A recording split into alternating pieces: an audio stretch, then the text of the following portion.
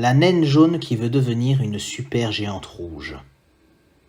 Une naine jaune, maîtresse incontestée de son système, en bord de cet amas brillant que l'on appelle Voie lactée, trônait tout au centre, brûlant des éléments légers, de l'hydrogène essentiellement, sans se précipiter, typique d'une étoile de la séquence principale.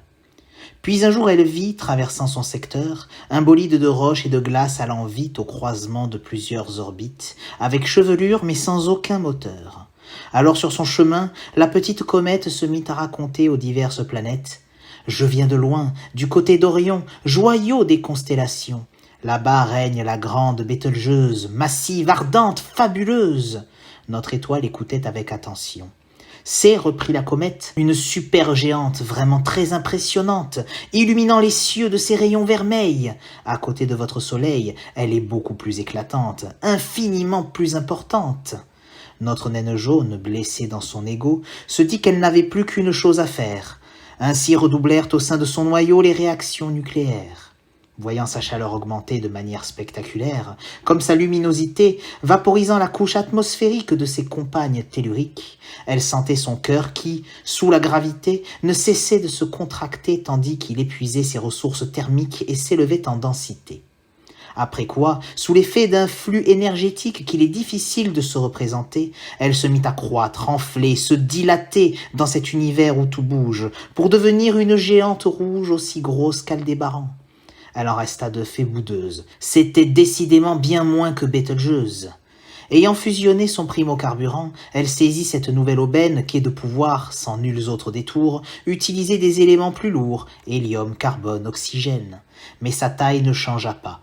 Pour aller au-delà dans le tableau chimique, elle ne faisait pas le poids. La géante atteignit enfin le seuil critique marquant l'arrêt de sa combustion, et en quelques convulsions, sursauts avant-coureurs de son heure dernière, elle éjecta les gaz qui composaient son corps dans sa zone d'influence stellaire, sous la forme de ce qu'on nomme à tort nébuleuse planétaire.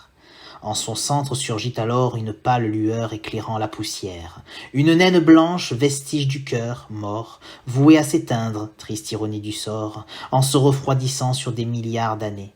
Matriarche déchue dont les sœurs calcinées sont la rémanence d'un royaume oublié.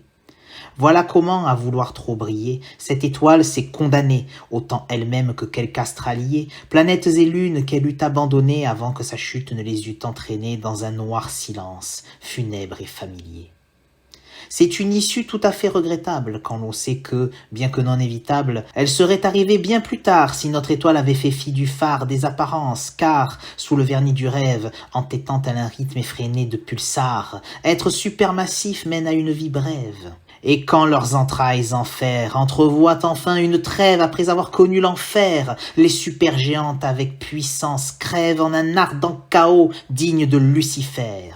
Cataclysme cosmique, explosive lumière, supernovae incendiaires qui éblouissent les matins et créatrices de matière, atomes essaimés dans les mondes lointains jusqu'aux confins de notre galaxie, constitutifs des briques de la vie, tant astériques êtres humains, petites bactéries et pointilleux oursins.